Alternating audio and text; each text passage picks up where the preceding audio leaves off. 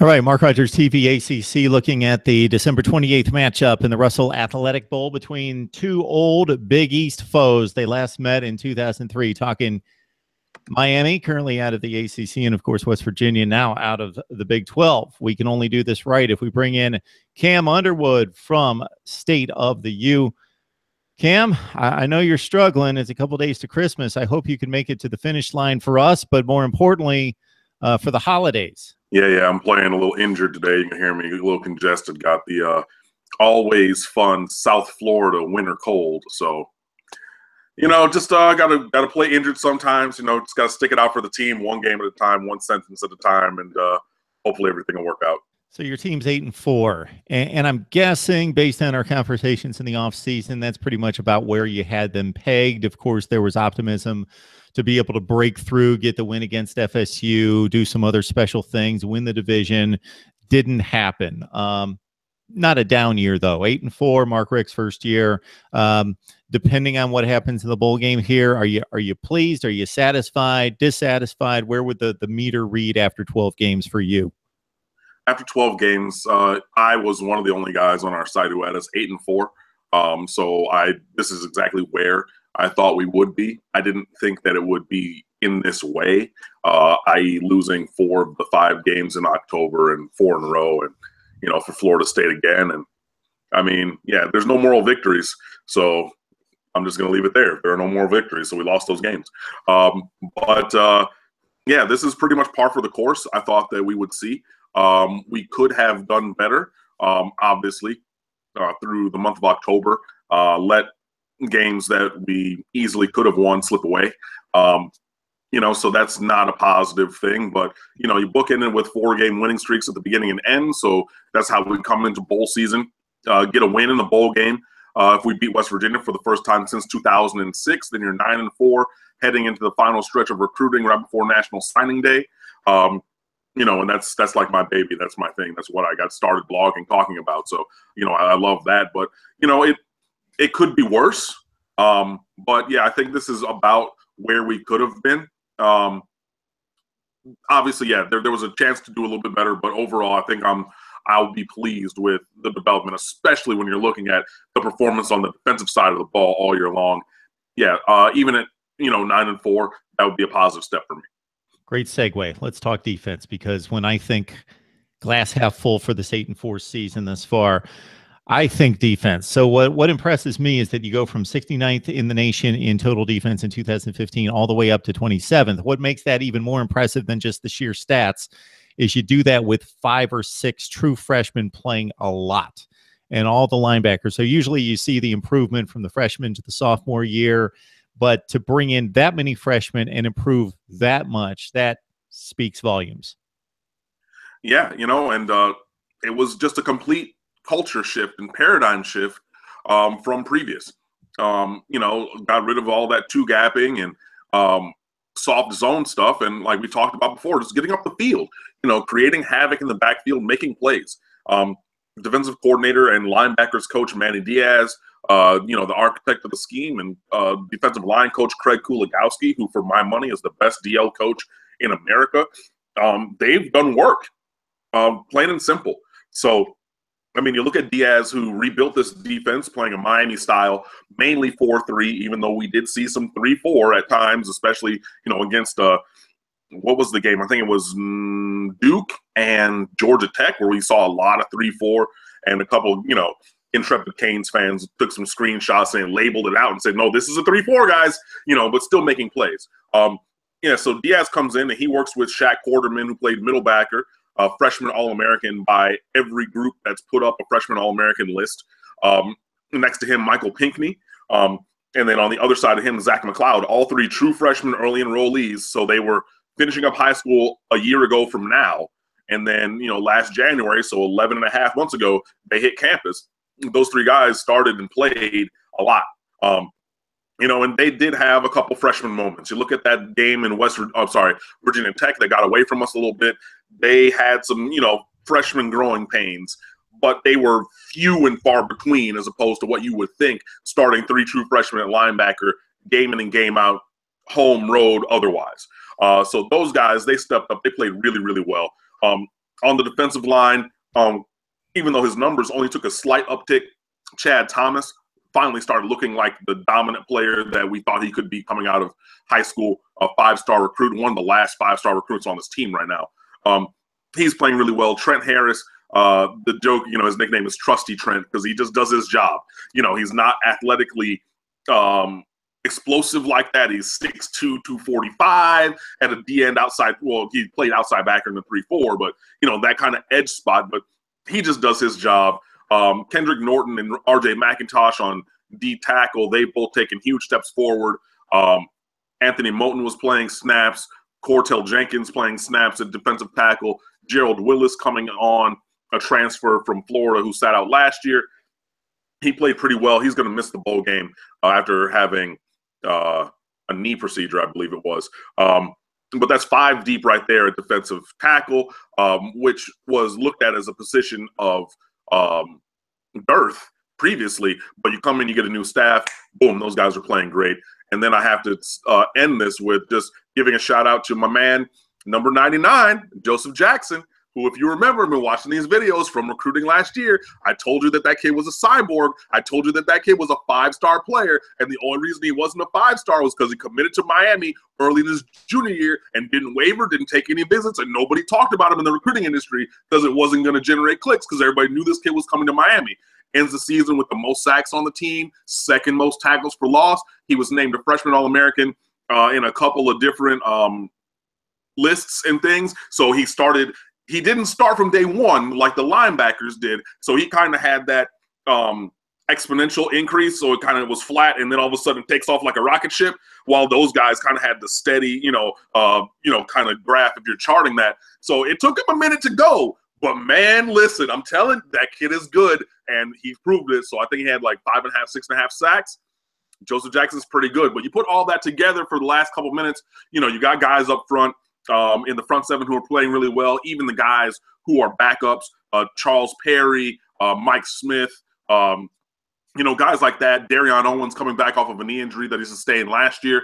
All guys coming back in that front seven, really playing well and getting up the field, holding team. I think we're averaging, 18.8 points allowed per game on the season. Look, I mean, if you can hold a team under 20, you should be able to win most of those games. Unfortunately, our offense didn't produce to get those results through the month of October, but this defense brings it, and it starts with that front seven.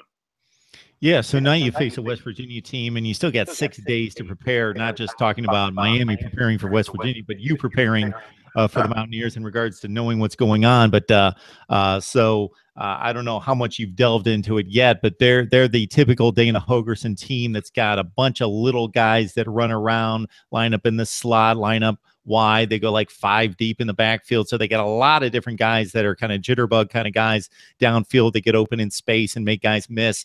Skyler Howard is not a guy that we expect to see starting for an NFL team in 3 or 4 years, but as a college quarterback, very effective. Over 500 yards of total offense for this offense. Again, it's the Big 12, so that's a disclaimer there. But have you seen much of West Virginia? They did win 10 games and were very successful, especially, again, on offense. Yeah, I watched a little bit of West Virginia. Being from South Florida, there's, a few South Florida guys on their roster, even guys from Miramar High School, which, pays these bills for me on a daily basis. So I do know some of those guys. And I've seen a little bit of their team, but yeah, they do have a potent offense. Obviously, they run the ball better than you would expect. If you're thinking a Dana Holgorsen offense, if you're thinking about a previous Miramar High School alum, Geno Smith, back there a few years ago, just throwing the ball all over the place. If you're thinking that, where they're throwing it 70 times a game like they did, what was that Saturday night primetime game against Texas, Geno Smith's senior year, you're thinking about that, West Virginia. They're going to put up big two. However, they run it very effectively as well. And that's the thing where I think that Miami is going to really have to lock down. We don't necessarily allow teams to be very efficient running the ball on a yards per rush allowed average. So we're going to need to continue that kind of thing. The raw number doesn't matter to me. But if you're getting, 2.3, 2.1 yards per carry, that's something that'll stop a drive. Because, 4.2 yards per carry That's 3 carries in a row and a first down all the way down the field. 2 yards a carry, that's 3 carries for 9 yards or a little bit under and a punt. So that yard and a half per carry matters. So we really want to keep locking that in. And then our secondary, which, is played pretty well this year, they're going to have to continue to step up. Corn Elder has played amazingly this year. Should have been first team all ACC in my mind, but I believe he got second team, which was debatable. But there were a lot of good cornerbacks in the ACC, so I'm not going to say that that's the biggest snub ever. But again, Hurricane wearing green, orange. I would say that he should have been first team, having watched him all year long. He plays really well. Rayshawn Jenkins has had a very, very good redshirt senior year from a safety spot, a couple interceptions, some physical play. Jamal Carter, the other starting safety, he's chiseled. He's physically developed in a prototypical kind of way. Not the greatest football player, but, if you're having a modeling contest looking at a physique, that's the first guy you're going to pick. So he's made some mistakes, taken some bad angles on some plays, but he's been a little more solid recently, so we're going to need that from him. Adrian Colbert, transfer from Texas, playing cornerback now, played safety at Texas for 4 years. He's coming back off of a forearm injury. He broke that at Notre Dame, which was his coming out party to me. He had a great game at Notre Dame. There was a specific drive, I think it was a third quarter, and Notre Dame came up and they ran that, that now screen to the wide receiver side. So they had 2 receivers stacked, 1 defensive back.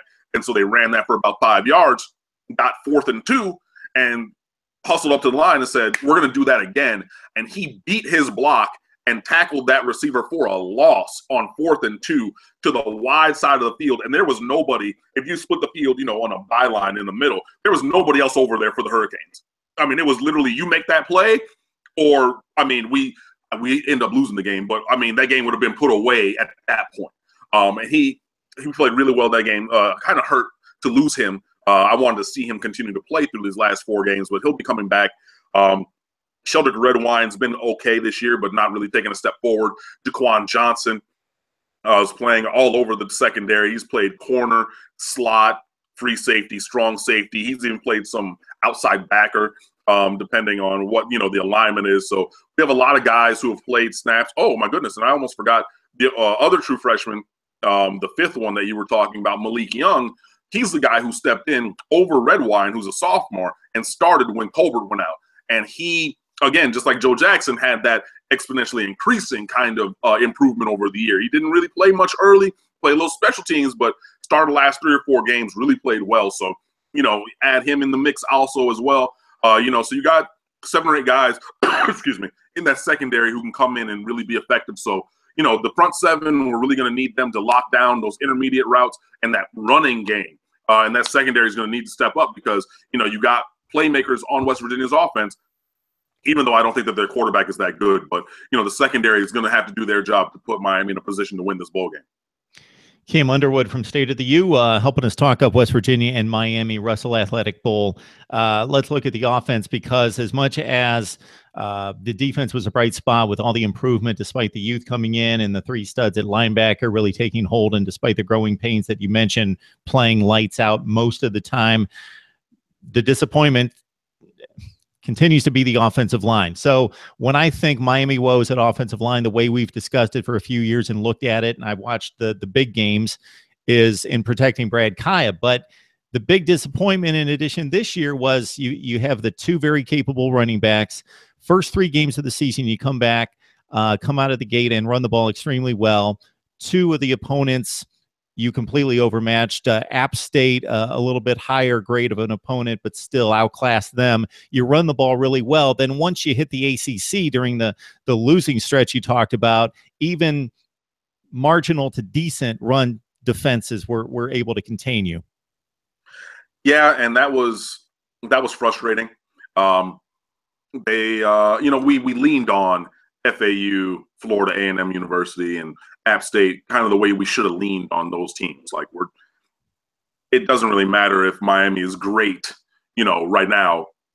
We should be leaning on those teams running the ball all like that we want to, and we did. There was just a lot of breakdowns throughout the year. And even some of that was accredited to Mark Walton maybe rushing a little bit and trying to get ahead of his blocks.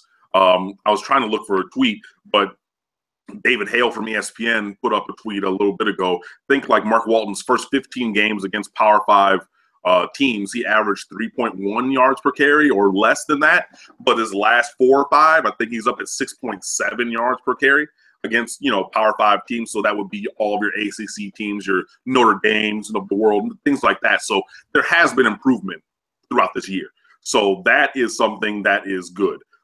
We have had a couple injuries on the offensive line, and that have caused us to reshuffle some things. Trevor Darling, starting left tackle, who's only at tackle because we don't have really anybody else. He went down, replaced by Casey McDermott.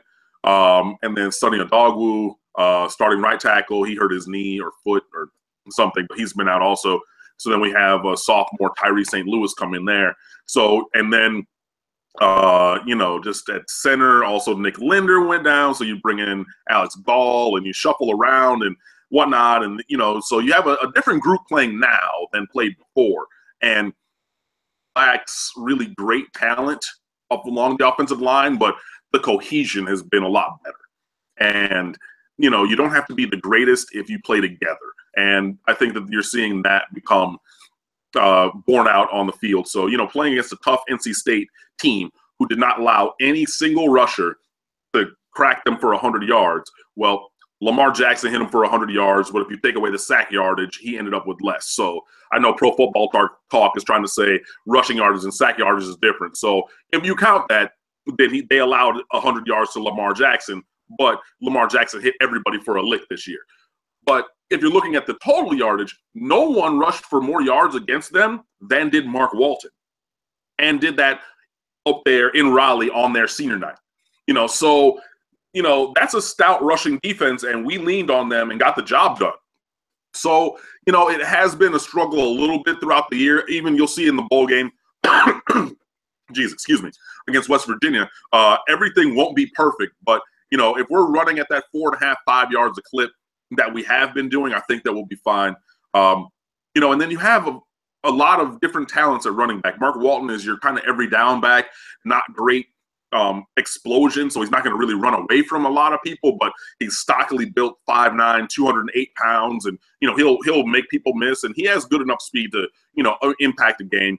Gus Edwards is moved up into that tied for second or maybe even number 2 running back position now. And it just clicked to me this year. He is 6'1.5", 230, so he's a huge guy, but he's not a power back. He's a scat back. He's a speed back. And, when I talked to him at Media Day 2 years ago, before his junior year, before he missed that year with the injury, I asked him about, okay, so how about your size? And are you, working to run behind your pads more? And the first thing he said to me was, well, about my speed, I'm one of the fastest guys on this team. And that struck me as weird. But then, I've been tweeting it out all season. Speed back Gus Edwards. And if you think about him in that way, even though he doesn't have that physicality, if you think of him as a speed back, he's really good. And he's also taking steps forward this year. So he's playing a lot better. Joseph Yearby, JT Wilcox, shout out to him, South Florida High School Sports, friend of mine down here. He's been calling Joe Yearby Novocaine for years because he says just give him the ball and give him time, because it's just like that Novocaine when you go to the dentist. It's going to work. It might not work right now. It might not work a minute from now. But, over time, it's going to be effective. So, yeah, with Yearby, he's very shifty. He has great vision. He can play really well. So you got 3 guys really there at running back. We have Travis Homer, who's a freshman as well. He's gotten in a couple of games, but he's really not going to carry the ball in this game, really at all. So not really part of this conversation, but there's other talent at running back as well. So, if those 3 running backs, if Walton does what he's been doing, which is he has 1,000 yards on the year and averaging almost 100 yards a game. Gus Edwards comes in, makes somebody miss. He can go the distance. Joe Yearby, even if the holes are taken, he's going to make somebody miss. And if they can be effective converting, both Yearby and Walton are excellent receivers out of the backfield as well. So, you have a multifaceted skill set there. Offensive line playing better, running backs using all their varied skills in a positive way. I think that can be an effective thing for us. Cam, you don't want me to go through the results from the last 10 years. You know what they are. Anybody who follows college football know what they are. The point I'm going to make is not the results of the games. It's the opponent. Well, the opponents would have been great in different years, maybe a Wisconsin when they were having a better year or something like that.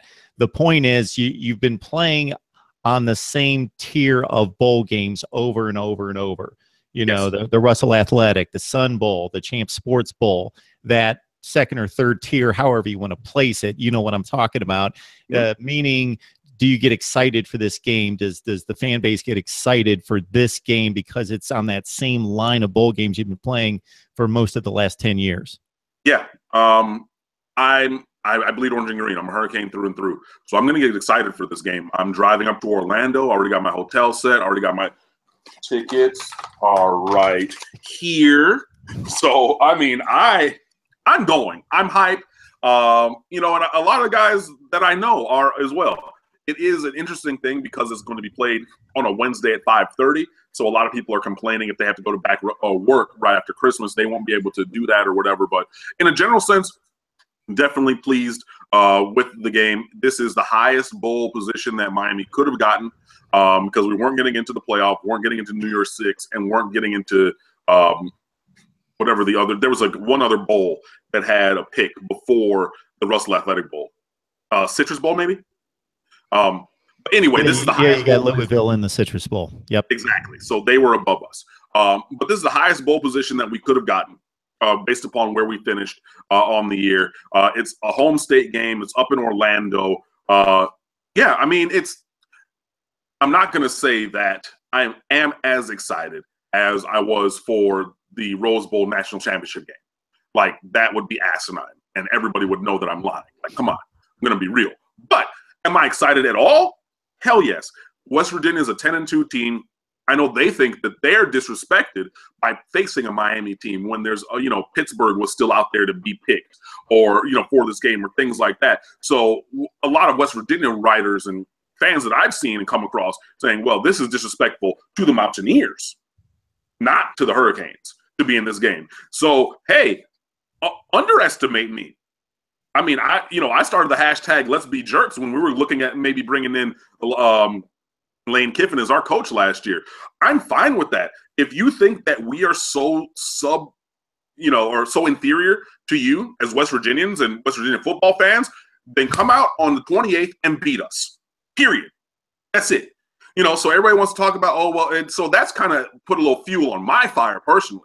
And I haven't been much saying anything about it, but I see everything that they're talking about. Well, this team was 10-2. Yeah, but I mean, you played two decent teams, Oklahoma and Oklahoma State, and they got all up in your life, like pretty decent, you know. And then, you know, our X's and O's guys on the site, Justin Batavio, whose stuff you should be reading at stateoftheu.com, by the way, has been evaluating all kinds of stuff. So, you know, West Virginia's offense today, he put up a piece about their defense. He also took two different looks at the the Oklahoma game and the Oklahoma State game and said, what are some things that Miami can learn from these games? And West Virginia fans were so mad at that. Well, Miami's not Oklahoma. They don't have a Joe Mixon and Samaje Perine and da-da-da-da. I'm like, okay, fine. We're not Oklahoma then. So come out and beat us. You know, but like in a general sense, yeah, I'm going to be excited about this. This is a game, you know, West Virginia is ranked, 12th or 14th in the BCS playoff, or not, or the college football playoff rankings. So this is a good team. Jeez, excuse me. And it's not going to be an easy game by any stretch of the imagination. But, I mean, if you're looking to have a reason why Miami can win, you have a lot of these games that we lost were one-score games.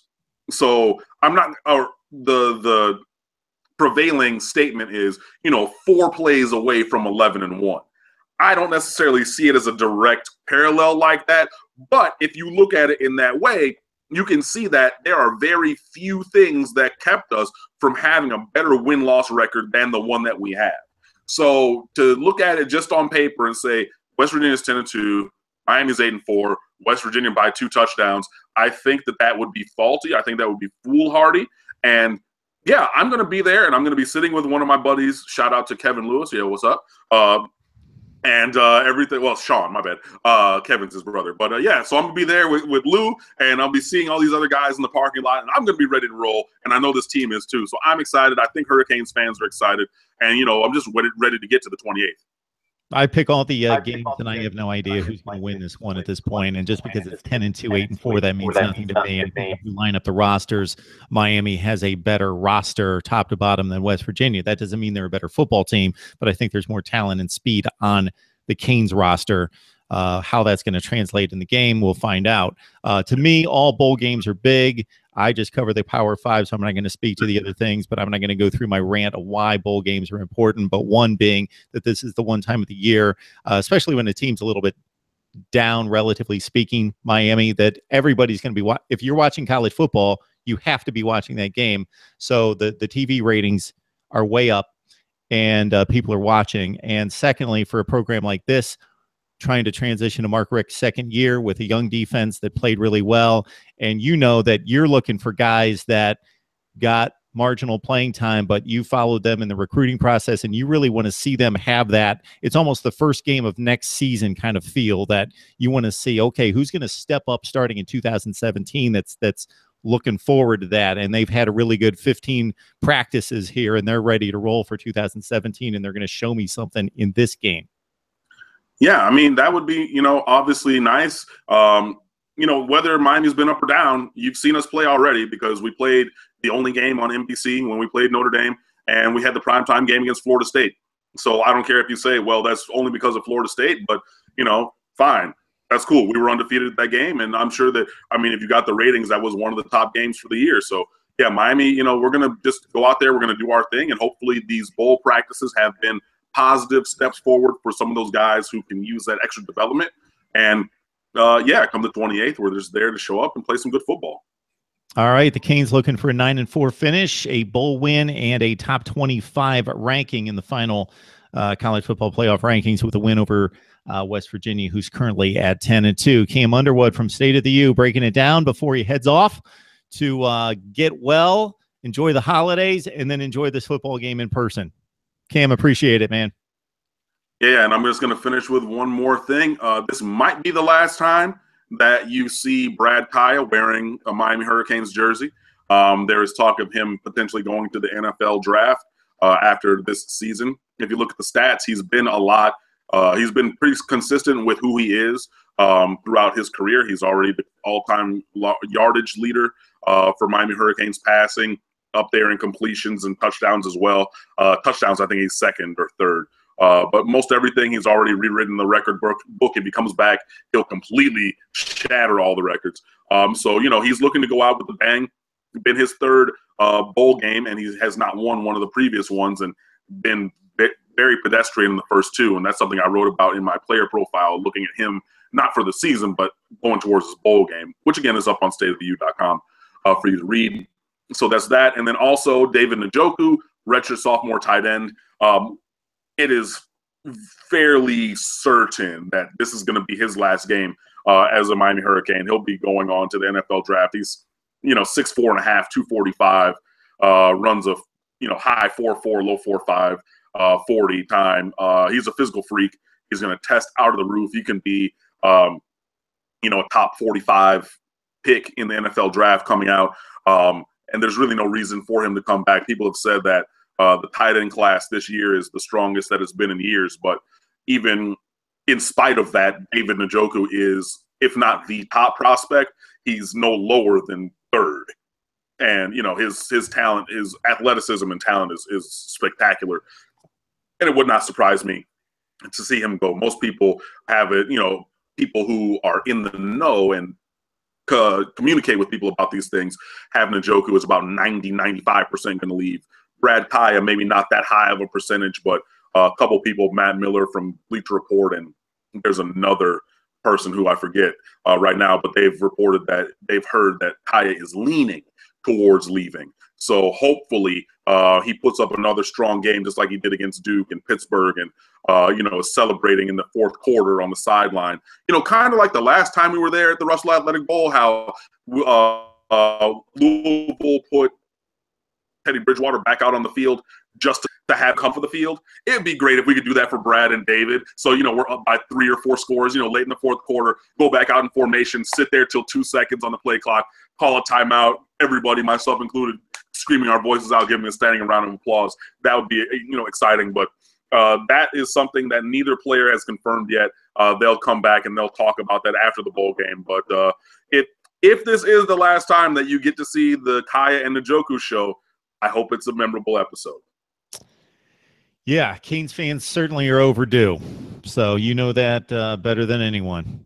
Cam Underwood, State of the U, breaking down Miami, West Virginia. It should be a good one. I think this is a good contract between the Big 12 and the ACC. Quality programs, quality teams getting together at the end of the year.